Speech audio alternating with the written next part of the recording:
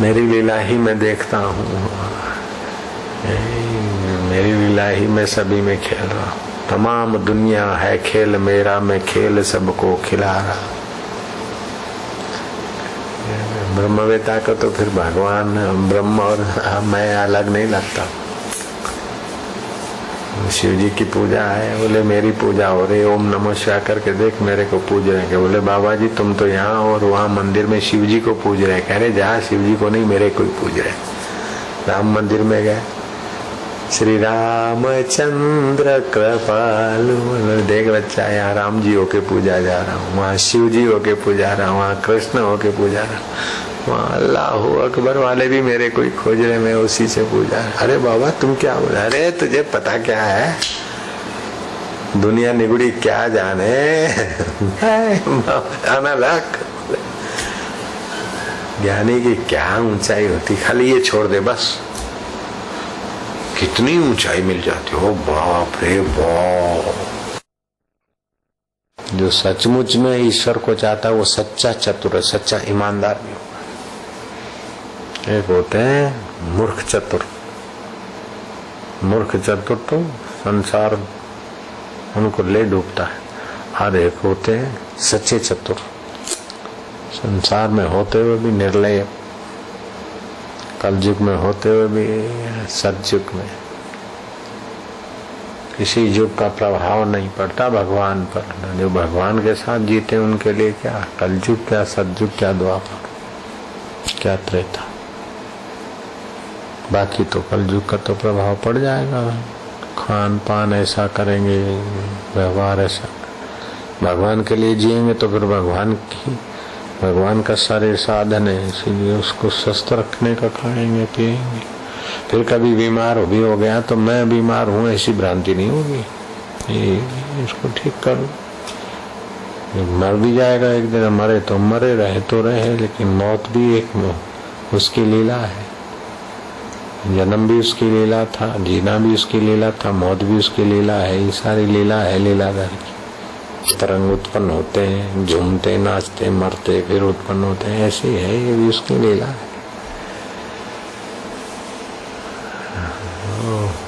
वो परमेश्वर प्रिय है, हमें क्या क्या खेल दिखाते, क्या क्या रंग जमाते हैं अपनी ज्ञान द्वारा। नहीं तो कहाँ एक छोटा सा जीव बेचारा माता के गर्भ में गया, और कहाँ इतनी सूझबूझ समझ, ये उसकी कितनी हितकारी लीला है।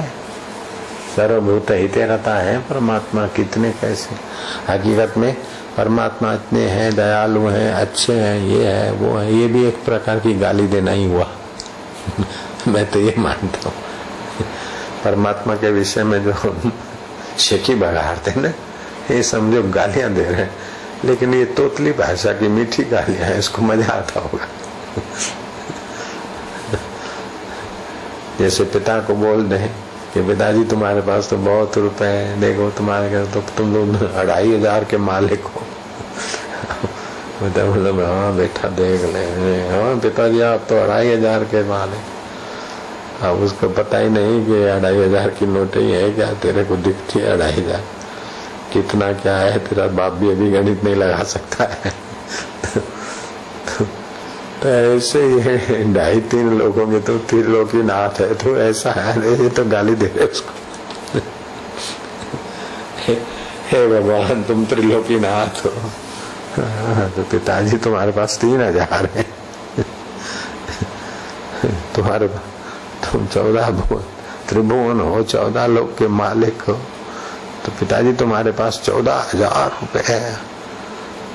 पिताजी की तो कई मीलें चल रही, पिताजी का तो कितना करोड़ अरब है, उसको बेचारे को पता नहीं। तो आप ही तो आए प्रभु, ये सृष्टि तुम्हारी है, तुम्हारी तो 14 लोक में, सारे संसार में आप व्यापक। तो समझो ऐसे ही हुआ। अरे आपको पता है क्या आपके शरीर में कितने बैक्टीरिया है? ऐसे ईश्वर को भी पता नहीं कि कितनी सृष्टियां मेरे में।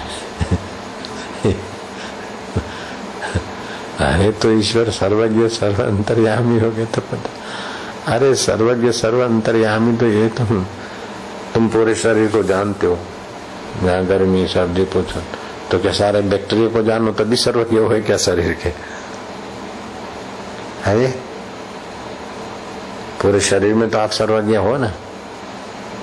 पैर पे कीड़ी काटे और नाक पे मच्छर बैठे और कान पे मक्खी बैठे एक साथ, तो अनुभव बाद में होगा कि एक साथ होगा? एक साथ शरीर में सर्वव्यापी हो। फिर भी कितने बैक्टीरिया है आप गिन के नहीं बता सकते। अब कोई वैज्ञानिक का बाप भी गिन के नहीं बता सकता है क्या? ऐसे ही कितनी सृष्टियां ईश्वर में खदबद हो रही है। ईश्वर कोई पता नहीं था, आपको हमको क्या कई कोट पाताल के वासी, कई कोट जतींद्र जोगी, कई कोट ब्रह्म रस भोगी, कई करोड़ ब्रह्म ज्ञानी भी होंगे।